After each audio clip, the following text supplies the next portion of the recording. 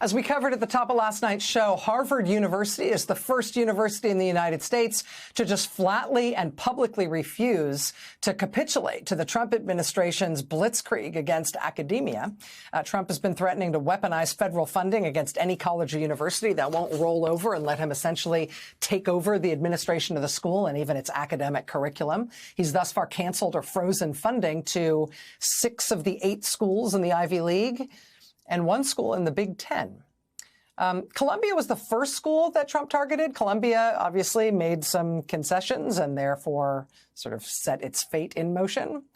But Harvard is just saying no. And that may totally change the dynamic here, not just in terms of whether Harvard actually manages to win their own fight against what Trump's trying to do, but also I think a lot of people are hoping that this might put steel in some other institutions' spines, that they ought to be fighting back too. Now, in terms of the colleges and universities, Trump may have been going after the Ivies first, but him doing that has afforded other colleges the chance to sort of get their act together, to figure out what they're going to do before he inevitably comes for them. And we're seeing the results of some of that right now, interestingly, in the Big Ten. Started at Rutgers in New Jersey in late March. The university's Senate passed a resolution to band together with the other members of the Big Ten against what Trump is doing.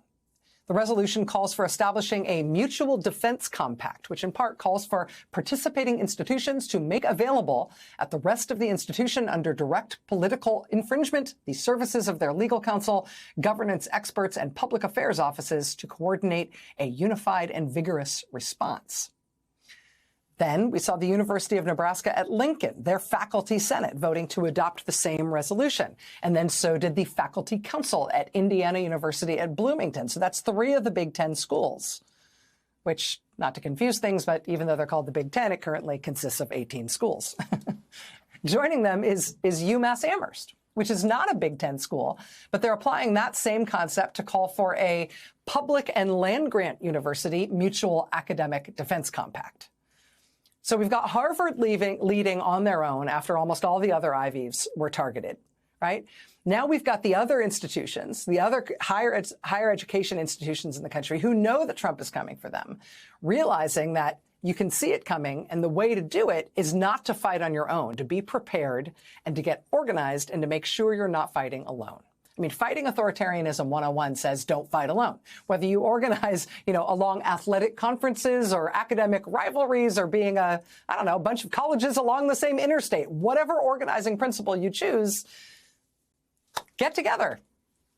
Do not fight alone and be ready before they come for you. All right, one last note before we go. A guest on our show earlier tonight made a claim about the Defense Department ending its use of Elon Musk's Starlink internet service over concerns that Starlink information passed on Starlink can be viewed by the Russian government.